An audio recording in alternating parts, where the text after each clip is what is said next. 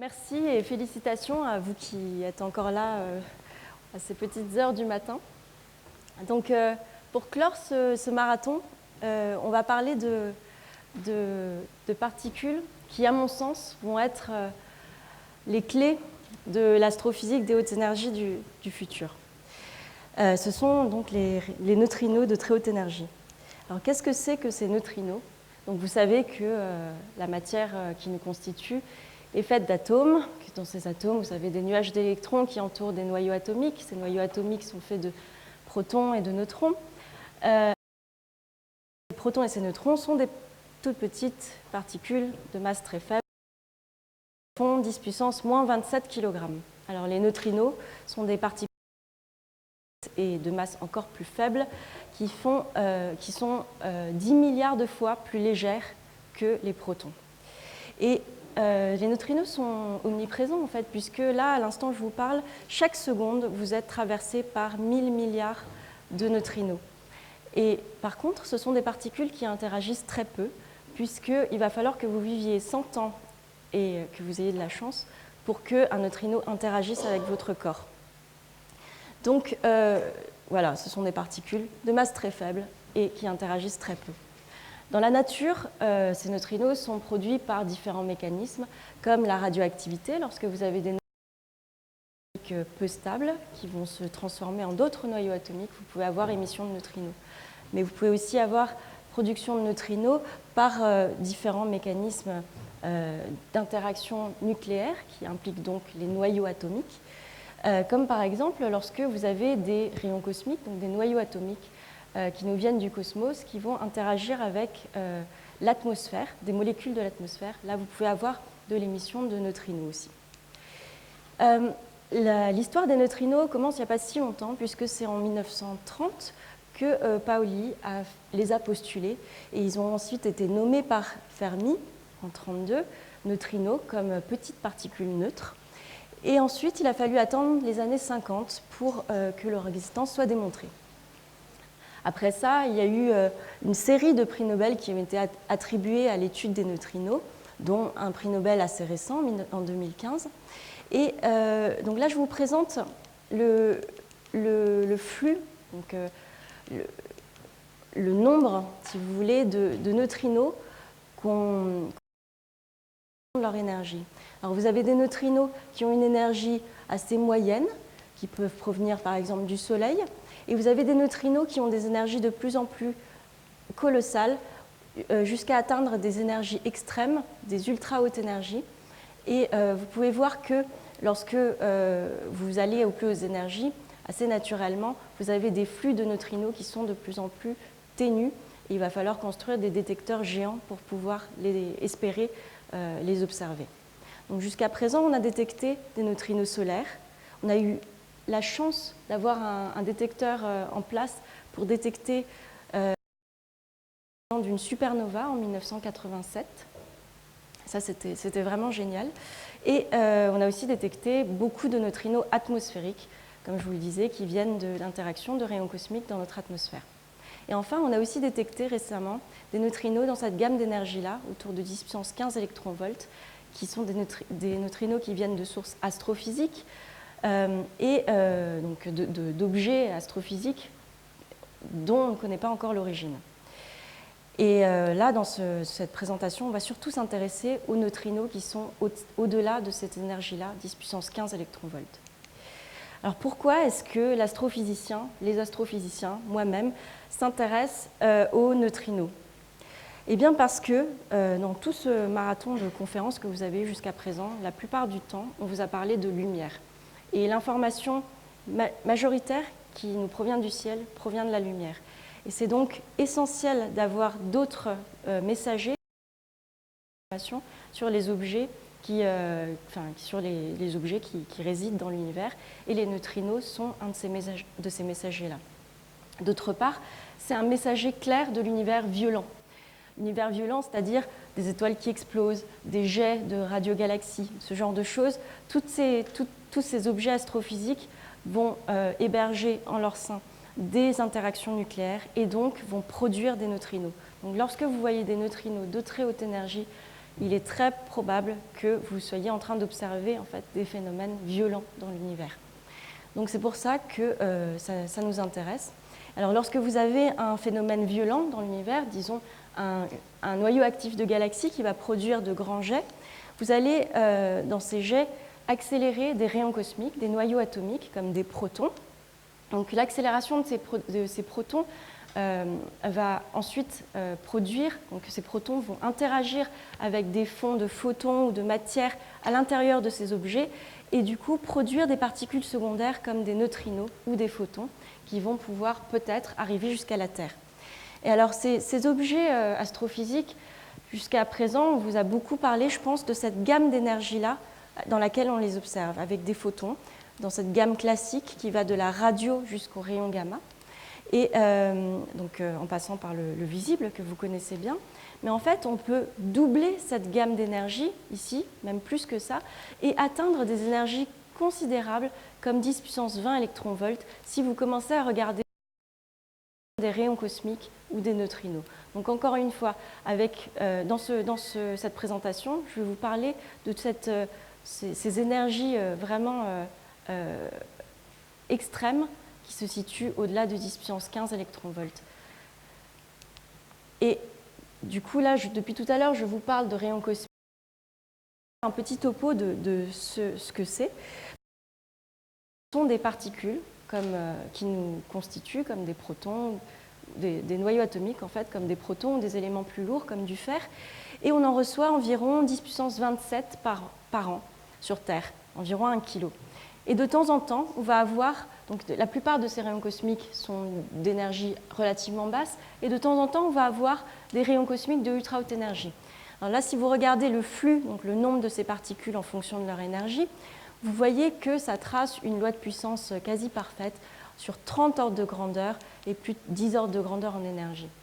Et lorsque vous regardez ce flux, donc en fait, pour une grande partie de ce flux, on connaît l'origine. On sait que les rayons cosmiques à énergie intermédiaire, par exemple, viennent de restes de supernovae dans notre galaxie. Par contre, lorsqu'on se dirige aux ultra hautes énergies, leur origine reste inconnue et on ne sait toujours pas d'où proviennent de l'univers ces particules qui ont une énergie de malade mental. Lorsque je dis énergie de malade mental, je voudrais vraiment vous situer ça. Donc c'est 10 puissance 20 électronvolts, c'est une dizaine de joules, c'est une énergie macroscopique. Donc c'est une énergie qui peut chauffer votre tasse de thé au moment où vous avez votre tasse avec de l'eau. Vous avez un rayon cosmique de ultra haute énergie qui passe et ça y est, votre tasse est bouillante.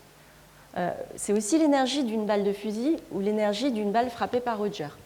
Vous dites, ok, super, c'est des énergies qu'on connaît, mais en fait, c'est quand même des énergies macroscopiques dans une particule subatomique. Et accélérer une particule légère, c'est extrêmement compliqué. Par exemple, si vous voulez au LHC, l'accélérateur de particules le plus grand sur Terre, on arrive à accélérer des particules seulement 10 millions de fois moins vite que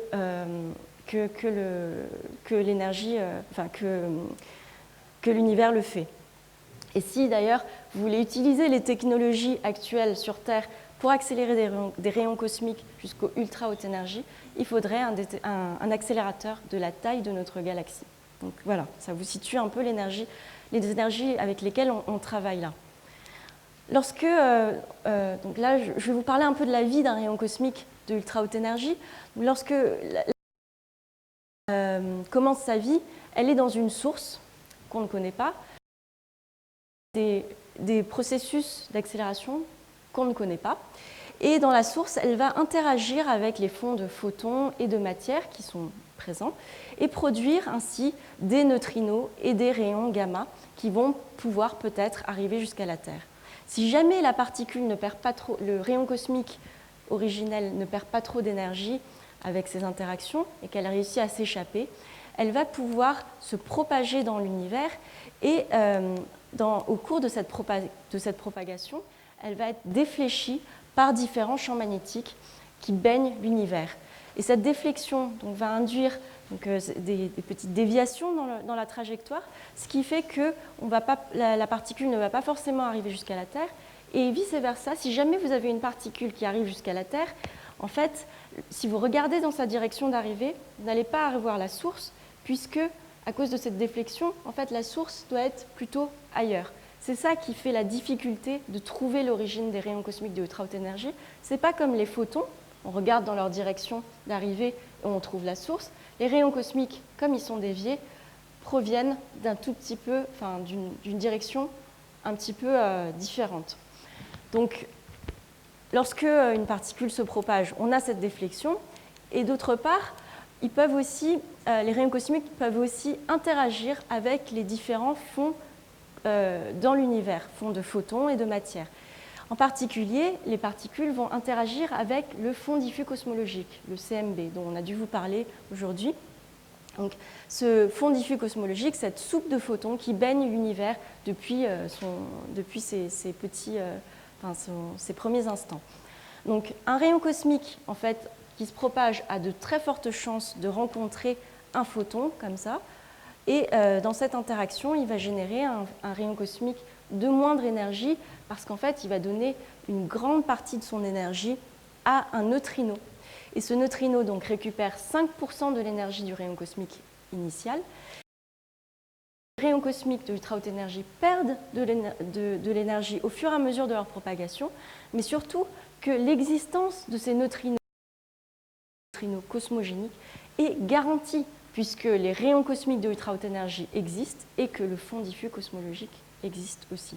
Donc ces neutrinos cosmogéniques sont vraiment garantis d'exister. Donc on peut les chercher, on peut essayer de les détecter, et ils n'ont encore jamais été détectés. Donc voilà les processus de physique des particules via lesquels les neutrinos sont produits. Alors pourquoi est-ce que les neutrinos nous intéressent particulièrement dans ce tableau et non pas, et dans une moindre mesure que, pourquoi est-ce que je suis moins ici intéressée par les rayons cosmiques de ultra haute énergie et les rayons gamma? C'est parce que les neutrinos, comme je vous l'ai dit tout à l'heure, enfin non, je ne vous l'ai pas dit, mais ce sont, comme leur nom l'indique, c'est-à-dire que, contrairement aux rayons cosmiques, ils ne vont pas être défléchis par les champs magnétiques, ils vont se propager en ligne droite. Donc, eux vont pouvoir pointer vers la source. Donc, si jamais on perd la trace de la source à cause de la déflexion des rayons cosmiques, ils vont nous la donner. Donc, ça, c'est vraiment essentiel. D'autre part, à cause de leur faible interaction, dans leur faible propriété d'interaction, les neutrinos vont nous permettre de voir très loin dans l'univers, alors que les photons et les rayons cosmiques vont interagir avec le fond diffus cosmologique et donc ne pas pouvoir parvenir jusqu'à nous. Les neutrinos, eux, nous arrivent. Les neutrinos aussi, pour cette même raison, vont pouvoir nous permettre de regarder profondément au sein des objets, parce qu'ils ne vont pas interagir et pouvoir s'échapper de régions très denses. Enfin, c'est une signature très claire de la présence de rayons cosmiques. Alors, comment est-ce qu'on va détecter ces neutrinos qui n'interagissent pas? Pour voir quelque chose, pour détecter quelque chose, il faut que ça interagisse, il faut que ça fasse quelque chose avec votre détecteur. Et en fait, on va se servir, dans ce cas-là, par exemple, alors, d'accord, les neutrinos interagissent très peu, mais de temps en temps, ils peuvent quand même, si on travaille dans une matière dense, assez dense comme l'eau ou la glace, ils vont pouvoir interagir avec des noyaux atomiques, avec des protons ou des neutrons. Et par exemple, si un neutrino agit avec un proton, il va produire un neutron. Et vice-versa. Pour équilibrer les charges, il va falloir que un muon ou un électron soit produit. Donc, ces muons, ces électrons vont pouvoir se propager dans la glace et souvent, donc en fait, ils vont aller à une vitesse qui est supérieure à celle de la lumière dans ce milieu-là, dans la glace. Pas dans le vide, ça c'est pas possible. Mais dans un certain milieu, dans certains milieux, les particules peuvent, si elles ont assez d'énergie, se propager de façon plus rapide que la lumière.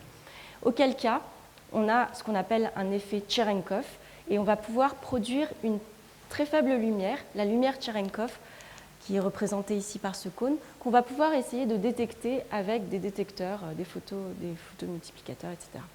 Et c'est tout le principe du détecteur IceCube qui est situé en Antarctique. C'est un énorme bloc de glace, comme vous pouvez le voir ici, vous avez une toise, la tour Eiffel ici. Donc on a creusé, on a foré des calottes ici, on a installé des lignes avec des détecteurs. Et ces détecteurs vont essayer de repérer cette faible lumière Cherenkov lors du passage de neutrinos. Et là, par exemple, vous avez un muon qui est passé suite au passage suite à l'interaction d'un neutrino. Et vous voyez du coup ce tracé très joli qui a du coup illuminé différents détecteurs. Ici, chaque point représente un détecteur sur ces fils. Et là, du coup, en utilisant des simulations numériques, on va pouvoir remonter aux propriétés du neutrino initial. Donc c'est comme ça que dans IceCube, par exemple, on détecte les neutrinos. Et donc ça n'avait jamais été fait jusqu'en 2013 où, surprise, là on a détecté pour la première fois des neutrinos de très haute énergie. C'était vraiment quelque chose de formidable puisque là on ouvrait une nouvelle fenêtre sur l'univers. Jusqu'en 2013, l'univers était juste noir en neutrinos et d'un coup, ça s'illumine. Et vous voyez aujourd'hui, on a aujourd'hui plus d'une centaine de neutrinos qui sont détectés. Et on va pouvoir vraiment espérer faire de l'astronomie neutrino, donc voir des sources non pas juste en photons, mais aussi en neutrinos grâce à ce détecteur-là. Sauf que pour l'instant, en fait, on n'a pas encore identifié de source de tous ces neutrinos. On n'a pas réussi à avoir de contrepartie en photons de tous ces neutrinos qu'on collecte. En fait, il se passe vraiment des choses extraordinaires aujourd'hui en astrophysique des hautes énergies, puisqu'il n'y a pas que les neutrinos qui ont été détectés, on vous en a aussi parlé aujourd'hui des ondes gravitationnelles. Et donc là, ces dernières 5 années ont été vraiment effervescentes pour nous. Donc, pourtant, tout 50 ans, en 1962, lorsqu'on a détecté pour la première fois des rayons cosmiques de ultra haute énergie à 10 puissance 20 électronvolts. Il a fallu attendre plus de 50 ans, quand même, pour que la particule suivante de haute énergie soit détectée. Et ça a été fait grâce à IceCube, avec la détection des neutrinos à 10 puissance 15 électronvolts. Et ensuite, d'un coup, tout s'est accéléré. En 2015, on a eu la première détection des ondes gravitationnelles. En 2017, on a eu l'avènement de l'astronomie ondes gravitationnelles avec la détection conjointe d'ondes gravitationnelles et de photons provenant d'une même source. Vous savez que l'astronomie, pour nous, ça veut dire regarder des sources avec un messager. Ça ne veut pas juste dire collecter des photons ou des neutrinos. Il faut vraiment qu'on puisse identifier les objets. Et avec IceCube, jusqu'à présent, ça n'était pas vraiment fait. Les ondes gravitationnelles en 2015, on ne savait pas d'où ça venait. Et là, en 2017, on a vraiment réussi à voir des sources, donc des photons et des ondes gravitationnelles. On savait d'où ça venait. Donc c'était l'avènement de l'astronomie ondes gravitationnelles. En 2017, la même année, le plus grand observatoire de rayons cosmiques de ultra haute énergie, l'observatoire Pierre-Auger, a que les rayons cosmiques de ultra haute énergie provenaient d'au-delà de notre galaxie, ce qui était déjà une première avancée dans notre domaine. Et pendant tout ce temps, donc on a eu aussi la découverte de nombreuses sources sursautantes, extrêmement violentes, extrêmement puissantes, comme des sursauts de magnétar, des sursauts de blazar, des fast radio bursts, des sursauts gamma, des supernovae superlumineuses qui ont été détectés dans plein de longueurs d'onde. Et donc ça aussi, c'était un peu l'avènement de cette ère de sources sursautantes et puissantes. Et en 2017 encore, on a eu peut-être l'avènement de l'astronomie neutrino de très haute énergie, puisque pour la première fois, on a vu donc des neutrinos qui étaient associés à un sursaut de blazar, de noyau actif de galaxies, donc qui a été vu en photons en même temps qu'en neutrinos. Donc c'est peut-être là, du coup, le début de l'astronomie neutrino. Alors, pour revenir à cette question en fil rouge, où en sera l'astrophysique lorsque le CNRS aura 100 ans, je pense que vraiment, être, en astronomie des hautes énergies, ça va être l'astronomie des neutrinos qui va, à mon sens, enfin en tout cas l'astronomie multimessager qui va être...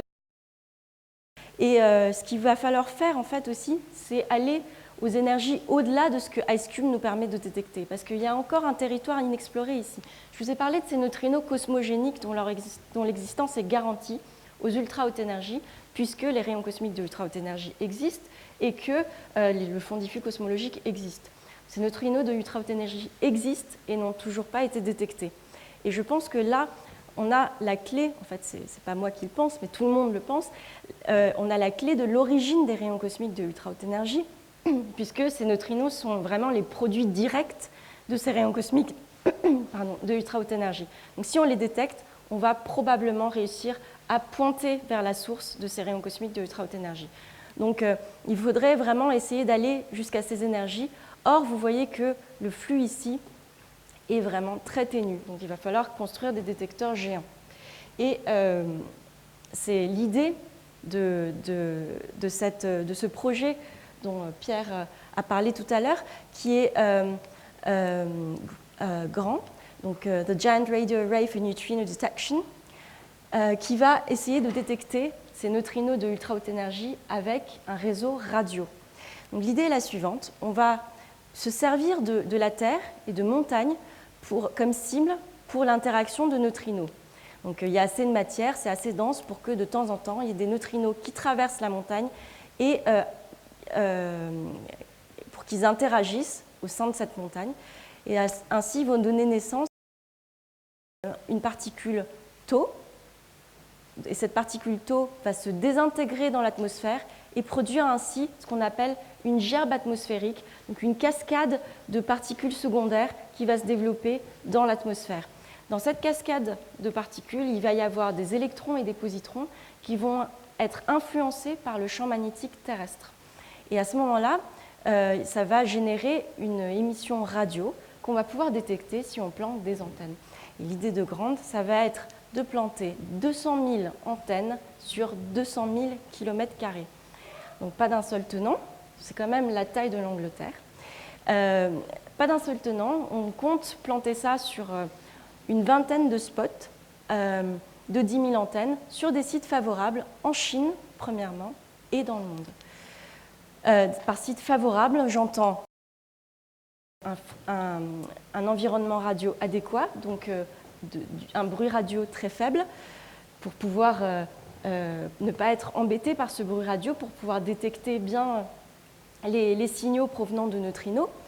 On veut aussi un environnement physique favorable avec des montagnes pour pouvoir servir de cible.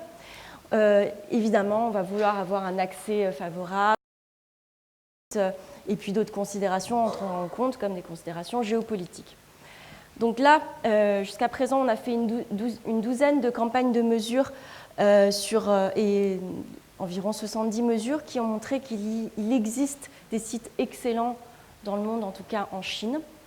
Et là, aujourd'hui, on est en train de construire un premier prototype de 300 antennes sur 300 km² en Chine, entre le désert de Gobi et le début du plateau tibétain.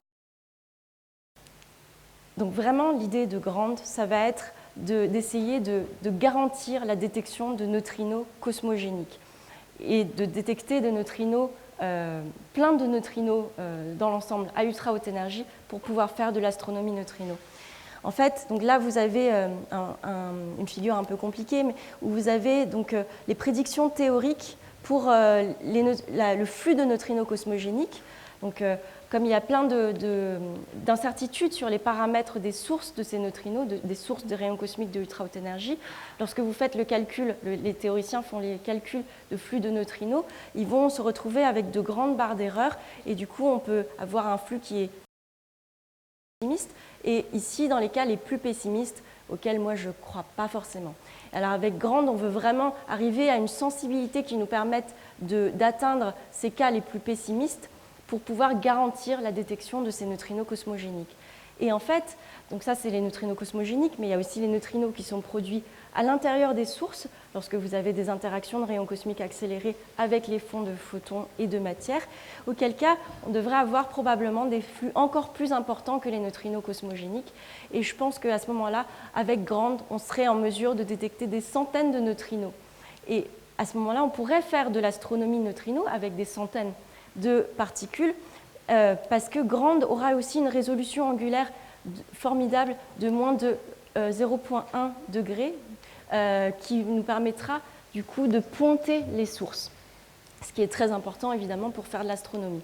Grand aura aussi, en fait, donc, ne fera pas que de l'astronomie neutrino, mais on va aussi essayer de collecter des rayons cosmiques de ultra haute énergie avec une sensibilité inégalée, faire de la cosmologie, faire de l'astronomie radio en essayant de détecter des fast radio bursts, de la physique des neutrinos aussi. Et donc, notre chemin aujourd'hui pour les prochaines décennies, ça va donc aujourd'hui, on est en train de travailler sur le prototype 300 antennes. Pour les années 2025, on espère pouvoir déployer le premier spot de 10 000 antennes. Et pour les 100 ans du CNRS, on espère avoir une vingtaine de spots pour pouvoir vraiment avoir sûrement donc, des neutrinos de ultra haute énergie détectés et faire de l'astronomie neutrino. Donc ça, voilà, c'est notre futur pour les 100 ans du CNRS. Alors, quelles sont mes projections et mes vœux pieux pour les 100 ans du CNRS? Alors, avec Grand, évidemment, puisque c'est le projet sur lequel je suis très impliquée, j'espère qu'on aura détecté des centaines de neutrinos de ultra haute énergie et donc identifié des dizaines de sources, détecter des milliers de rayons cosmiques de ultra haute énergie et identifier des dizaines de sources. Après, on va travailler non pas juste sur cosmique, mais dans l'ensemble avec tous les messagers. C'est vraiment ça le futur de l'astrophysique. Donc là, on va avoir d'autres télescopes qui vont être construits en gamma, par exemple, CTA, Cherenkov Telescope Array, qui, j'espère, aura trouvé plein de nouvelles classes de sources aux très hautes énergies en gamma. Et on va avoir des réseaux internationaux, mondiaux, de télescopes qui seront connectés les uns aux autres et qui vont être capables d'envoyer des alertes. C'est déjà des réseaux qui existent, où par exemple, lorsqu'on a l'impression d'avoir vu un neutrino, il y a une alerte qui est envoyée à l'ensemble des télescopes dans le monde et tout le monde va se mettre à regarder dans cette direction, un peu comme je pense on vous en a parlé pour les ondes gravitationnelles. Et donc, en ayant des réseaux comme ça, on va pouvoir vraiment croiser toutes les informations multimessagères et vraiment identifier des sources avec différents messagers. Donc ça, j'espère que ce sera vraiment bien mis au point et qu'on va pouvoir faire de l'astronomie multimessager. En attendant, d'un point de vue aussi théorique, avoir des outils numériques de plus en plus puissants, ce qui nous permettra de faire des simulations de plus en plus poussées, des simulations Particle in Cell, qui sont des simulations qu'on utilise beaucoup dans notre domaine, qui vont nous permettre d'étudier l'accélération de particules et de comprendre si les sources sont vraiment capables d'accélérer des particules et de les laisser échapper, etc. Donc, à ce moment-là, on aura tout un réseau de télescopes qui sera prêt pour observer la supernova locale prochaine. Ou peut-être, enfin j'espère en tout cas. Donc un peu comme on a vu la supernova 1987A, j'espère qu'on pourra observer une supernova locale qui nous permettra du coup d'observer en multimessager tous les événements astrophysiques de haute énergie, donc voir l'accélération des particules, l'émission de particules secondaires, etc. Et donc ça, ce serait vraiment génial. Et je pense que d'un point de vue de taux d'avènement de supernovae, c'est quelque chose qui est extrêmement plausible. Et enfin, donc ça c'est un peu mon transparent de rêve, je ne sais pas, mais c'est où on peut imaginer ce qu'on projettera pour les 100 ans du CNRS comme expérience qu'on pourrait construire. Donc peut-être des observatoires au-delà de la Terre, pour les hautes énergies. Donc, par exemple, on pourrait imaginer un satellite qui orbiterait autour de Jupiter où l'atmosphère est très dense et on pourrait à ce moment-là voir encore plus de gerbes atmosphériques se produire et donc avoir une sensibilité en rayons cosmiques de ultra haute énergie qui serait de 8 ordres de grandeur meilleurs que ce qu'on a aujourd'hui. Ce serait vraiment formidable. On pourrait aussi imaginer déployer, se mettre sur Vénus et déployer autour d'un cratère des antennes radio un peu comme grandes et faire du coup comme ça de l'astronomie neutrino avec une sensibilité extrêmement importante. On peut aussi, et ça c'est quelque chose qui date même des années 80, qui était dans des recommandations de journaux des années 80, construire un observatoire lunaire multimessager où donc c'est des endroits qui sont très favorables puisqu'on pourrait être de l'autre côté de la Lune abrité de bruit humain et à ce moment-là on pourrait construire quelque chose qui à cette astronomie multimessager. Donc peut-être que dans les 20 ans qui viennent, on s'attellera à des projets comme ça. On verra bien. Merci.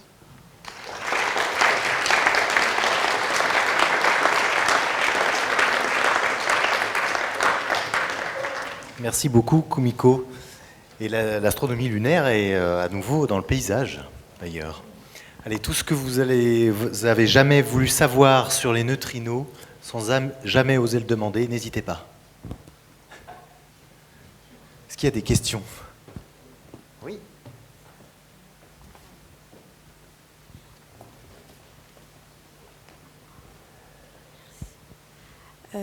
Merci, c'était très intéressant. Et je voulais savoir, est-ce que certains neutrinos étaient toujours des candidats à la matière noire ou c'était plus d'actualité?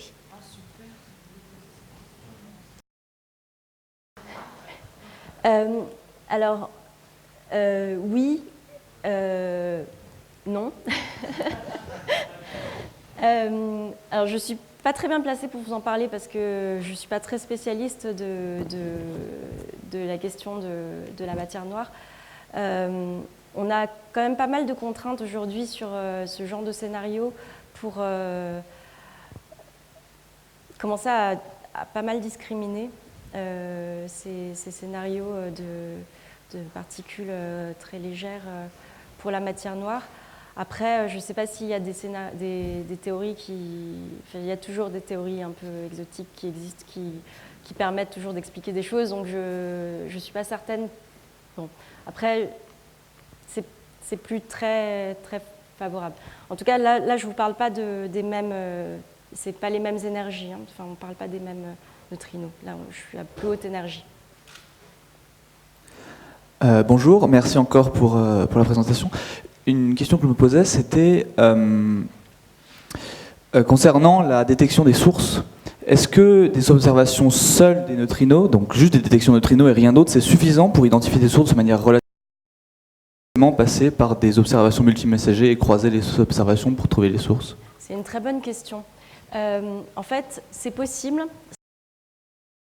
Donc c'est pour ça que j'insistais sur la centaine de neutrinos, les centaines de neutrinos, parce que si on peut faire des études comme quoi, si on a des centaines de neutrinos détectés, on va pouvoir vraiment identifier des excès de neutrinos dans certaines directions et savoir que là, il y a une source qui s'est produite.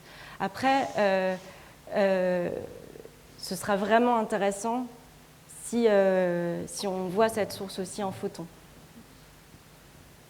Alors, est-ce qu'on a des youtubeurs qui sont debout?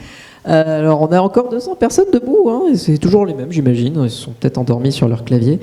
Donc, on a oui, certains sont bien actifs, donc tout va bien. Question de Louis Esteban Meki qui demande comment ça fonctionne un capteur de neutrinos. Un capteur de neutrinos, donc ce que j'ai expliqué tout à l'heure, enfin, soit donc, on peut faire ça dans la glace et à ce moment-là, on va détecter la lumière Cherenkov peut-être je regarde là ou la lumière Cherenkov qui est émise par les particules secondaires. Ça, c'est lorsqu'on essaie de détecter les neutrinos dans la glace ou dans l'eau.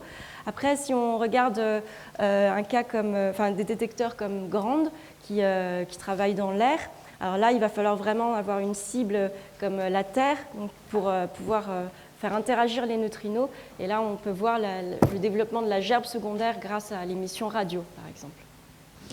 Et l'émission radio, après, elle est vraiment détectée par des antennes radio très simples, hein. C'est des fils de fer qui sont comme des papillons sur un poteau, avec une électronique qui peut être très simple. Alors, il y a une autre question de David Di Natal qui nous demande, alors, vous avez parlé de ne pas être embêté par le bruit radio. Est-ce que vous pensez que la constellation Starlink, notamment envoyée par SpaceX, donc cette ne vont pas perturber les neutrinos à ultra haute énergie? Perturber les neutrinos ou perturber le bruit radio? Donc, pour la radio, c'est sûr qu'on est toujours embêté parce que l'émission radio créée par les hommes, elle est partout. Elle est omniprésente et même si on se met dans le désert, le désert lointain, le désert de Gobi en Chine, on capte quand même plein de choses. Et ça, c'est aussi les réflexions qui viennent sur les réflexions sur l'ionosphère. Donc, on a forcément de l'émission radio. Dans les fréquences sur lesquelles on travaille, donc justement, on a essayé de travailler sur une fréquence assez propre où on est au-delà de la grosse série d'émissions humaines. Et mais on se retrouve toujours avec un peu de bruit. Alors, je ne sais pas si ce satellite va produire du bruit radio dans la gamme de fréquences qui nous intéresse. Ça m'étonnerait.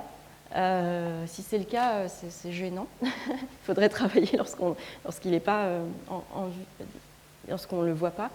Mais après, sinon, est-ce que les neutrinos sont affectés par des satellites? Non, pas du tout. Enfin, les neutrinos sont juste interagissent avec, encore une fois, quasiment rien. Merci, on va peut-être enchaîner par... Par les dessins, oui. Remercier. Kumiko. Tout à fait. Merci à vous.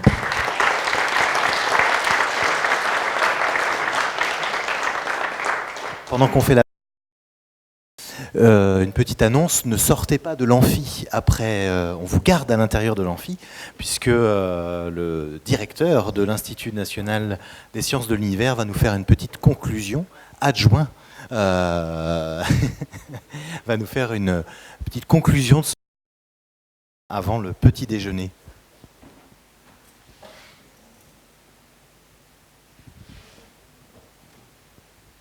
Donc on part sur la dernière session de dessin par nos courageux dessinateurs du Café des Sciences, Hélène Malcu, Guillaume Monin. Donc on arrive sur les derniers dessins. Si vous n'arrivez pas à joindre votre enfant, collègue, ami, demandez à Seb. Alors, dessin de Guillaume Monin, l'énergie noire. Les trous noirs, l'avenir, c'est le neutrino. Tug Life. Mais d'où viennent les neutrinos? Par ici, par là, peut-être ben là ou ailleurs. Je suis pas une particule facile. Conférence Scrabble. Alors on a atomique, particule, noyau, neutron, énergie, neutrino, nucléaire. À toi de jouer. Le neutrino, le reporter de l'extrême, spécialisé en explosion d'étoiles, ne change jamais de direction, plus rapide que la lumière dans la glace, n'interagit pas, machette, chauffe automatiquement le café. Qu'est-ce qu'il ne fait pas? Ice Cube, couvert sans neutrino. Les montagnes pour repérer les neutrinos. Tout. Les meilleures cibles sont en Chine. Pour résumer, les astrophysiciens .ne.ce veulent de nouveaux outils plus sensibles. Et les financements, évidemment. Génial. Un quoi? Un site à 2000 spots. Surf in USO. La détection des neutrinos, une discipline incomprise. Et ce sera tout, ce sera le dernier dessin. On remercie infiniment nos valeureux dessinateurs.